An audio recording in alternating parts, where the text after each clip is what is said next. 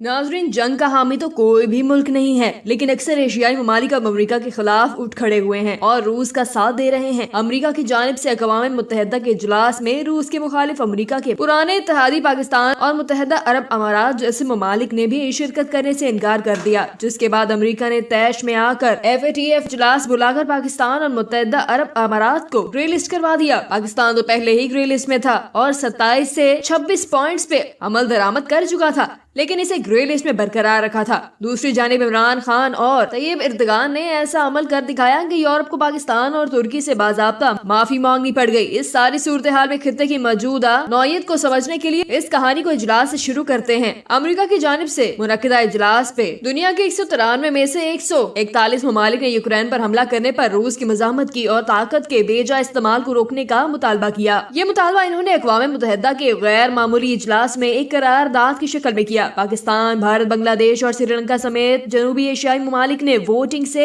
इज्तनाब किया, जिसका फायदा रूस को हुआ। पाकिस्तान ने वाजिया किया कि जब तक मगरब कश्मीर के मामले पे हमारा साथ नहीं देता, हम अक़वाम मुत्तहिदा को इन नाम निहाद इजलासों का बायकाट करेंगे। जबकि भारत रूस से असलहा खरीदता है, लिहाजा इसने भी इजलास में शिरकत न की। पाकिस्तान और भारत को यूरोपीय यूनियन और अमेरिका की जानिब से करारदाद में वोट करने के लिए बेपनाह दबाव का सामना करना पड़ा, लेकिन दबाव की नौयत मुख्तलिफ थी। इस तरह इन ममालिक और रूस के ताल्लुकात की नौयत भी मुख्तलिफ है। पाकिस्तान ने बस हाल ही में रूस के लिए गर्मजोशी का मुजाहरा किया है, लेकिन इसे शदीद सफारती दबाव का सामना है। हिंदुस्तान एक तवील अरसे से रूस का साथी है, लेकिन इसे हल्के दबाव का सामना करना पड़ा। इब्तदाई बात यह है कि चीन और मुत्तहिदा अरब अमारात के साथ मिलकर हिंदुस्तान ने यूक्रेन पर रूसी हमले पर अक़वाम मुत्तहिदा की जनरल असम्बली के गैर मामूली इजलास के लिए वोट नहीं दिया था। अक़वाम मुत्तहिदा की सलामती कौंसिल पे गुज़िश्ता एतवार को होने वाली वोटिंग में अमेरिका और 10 और ममालिक ने जनरल असम्बली का इजलास बुलाने का मुतालबा किया, लेकिन भारत इनके साथ नहीं था। अगले दिन पीर को 1950 के बाद से अपनी नौयत का 11वां नादर जनरल असम्बली इजलास शुरू हुआ।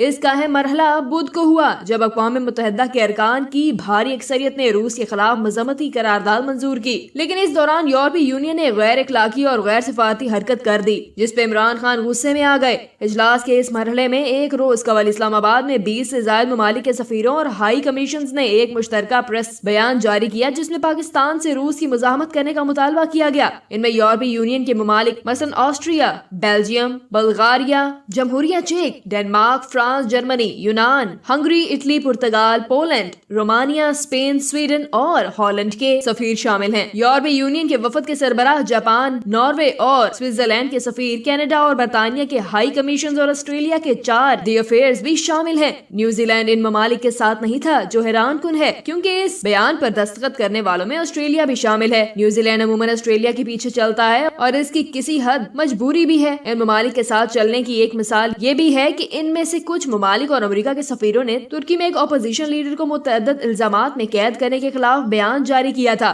मुश्तरका बयान में इन सफीरों ने कहा था कि कैद इंसानी हकूक की खिलाफ वर्जी है, लेकिन सदर जब तैयब एर्दोगान ने इसे दूसरी सूरत में देखा। इन्होंने इसे तुर्की के अंदरूनी मामलात में मुदाखलत करार दिया और तुर्क वजारत खारजा को हुक्म दिया कि वो इन तमाम को पर्सनल नॉन ग्राटा यानी नापसंदीदा शख्सियत करार दे, क्योंकि ये सब वियना कन्वेंशन के खिलाफ वर्जी करते हुए पाए गए। किसी को भी इस रद्द अमल की तवक्का नहीं थी और फिर इन तमाम सफीरों ने एर्दोगान से माफी मांगी और इस अज़म को ताज़ा किया कि वो आइंदा तुर्की के अंदरूनी मामलात में मजीद मुदाखलत नहीं करेंगे। यही रद्द अमल पाकिस्तान की जानिब से भी आया। वज़ीर आज़म इमरान खान ने भी एर्दोगान की पैरवी की। वो अक्सर एर्दोगान के मिसालें भी देते हैं। ये दोनों लीडर हदूद से तजावुज करने की शोहरत रखते हैं। यकीनन खान ने पहले ही ये बावर कराने में कोई शक नहीं छोड़ा है कि वो समझ रहे हैं कि पाकिस्तान को खित्ते में मगरबी पॉलिसियों से बहुत ज्यादा नुकसान उठाना पड़ा। इनके बार बार बयानात ने कौमी मीडिया में बहुत हलचल मचा रखी है। अपने अवामी खिताबात और बयानात में वो अमेरिका के इलाकाई पॉलिसियों से नाराजगी का इजहार करते रहे हैं और बारहा कह चुके हैं कि अफगान जंग डॉलरों के लिए लड़ी गई और सोवियत यूनियन के टूटने के बाद और अमेरिका ने इसे दहशतगर्दी का नाम दिया और मुसलसल काबुल में तालिबान हुकूमत के लिए फंड जारी करने का मुतालबा कर रहे हैं, लेकिन अमेरिका इनका मुतालबा तस्लीम नहीं कर रहा।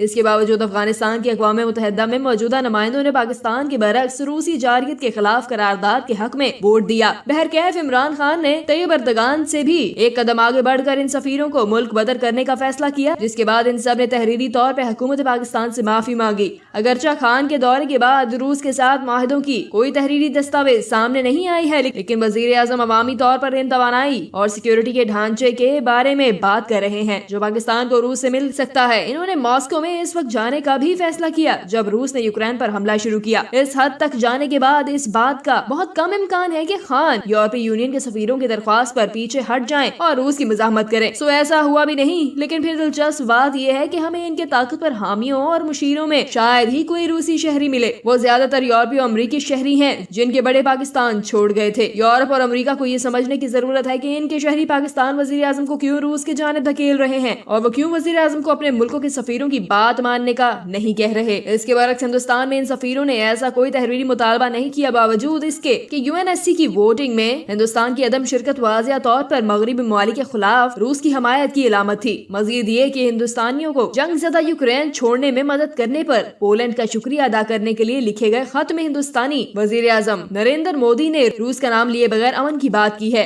ایک اور ناقابل فہم حقیقت یہ ہے کہ ہندوستانی یورپ اور امریکہ میں پاکستانیوں سے زیادہ ترقی کرتے ہیں اور بیرون ملک مقیم ہندوستانی بہت پرجوش انداز میں مودی کی حمایت نہیں کرتے۔ سلامتی کونسل میں ہندوستان چین کے ساتھ کھڑا ہے، لیکن امریکہ اور یورپی جہازوں کے ساتھ جنوبی بحیرہ چین کی نگرانی بھی کرتا ہے۔ بھارت کی روس کے جنگی مواد پر انحصار کی ایک طویل تاریخ ہے جسے کھلے عام پاکستان کے خلاف استعمال کیا گیا۔ پاکستان نے ایسا کچھ نہیں کیا اور روس سے اس کے تعلقات تازہ ہیں۔ اس کے باوجود امریکہ اور یورپی ممالک نے انڈو پیسفک پالیسیاں بنائی ہیں جن میں ہندوستان کا ذکر بہت زیادہ اور پاکستان کا ذکر بہت کم ہے۔ خان کے دورہ ماسکو سے پہلے اسلام آباد میں سوشل میڈیا پر بہت کم مغربی سفارتکار روس پر کھل کر تنقید کر رہے تھے۔ وہ بظاہر خان کے روس کی طرف جھکاؤ کو ذہن میں رکھتے ہوئے، لیکن اب انہوں نے عوامی سطح پر ایک مشترکہ بیان جاری کیا جس میں ظاہر ہوتا ہے کہ وہ یہ انتہائی قدم اٹھانے سے پہلے تمام نفیس سفارتی آپشنز ختم کر چکے تھے۔ یہ ہماری خارجہ اور سیکیورٹی پالیسی کے جادوگروں کی طرف سے پاکستان کے دیرینہ یورپی یونین کے دوستوں کے لیے عدم احترام کو ظاہر کرتا ہے، جس پہ عمران خان نے زبردست ایکشن لے کر یورپ کو نانی یاد کروا دی۔ امریکہ اور یورپ نے پاکستان کو فیٹ میں پنسانے کی کوشش کی ہے۔ فائنینشیل ایکشن ٹاسک فورس کے پاکستان کو گرے لسٹ میں شامل کیے 4 سال پورے ہو گئے ہیں۔ اس دوران اس کے 12 اجلاس منعقد ہو چکے ہیں۔ ہر مرتبہ پاکستان نے اسے مطمئن کیا، لیکن موجودہ صورتحال یہ ہے کہ 27 میں سے 26 شرائط پوری کرنے پر بھی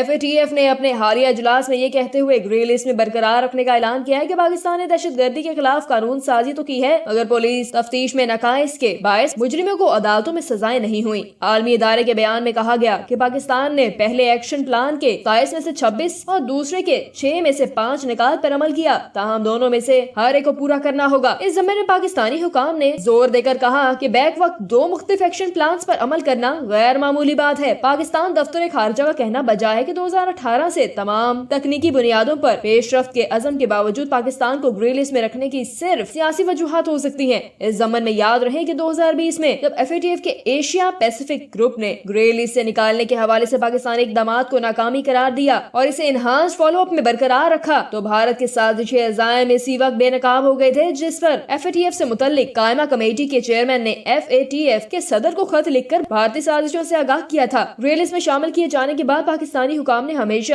FATF کی شرائط کا حد درجہ احترام برقرار رکھا، جس کے ساتھ ساتھ اب یہ بھی ضروری ہو چکا ہے کہ جہاں بہتر سمجھا جائے سازش کرنے والوں کے خلاف قانونی چارہ جوئی بھی کی جائے۔ عمران خان نے بھی واضح کر دیا ہے کہ کچھ بھی ہو جائے وہ امریکہ کی غلامی نہیں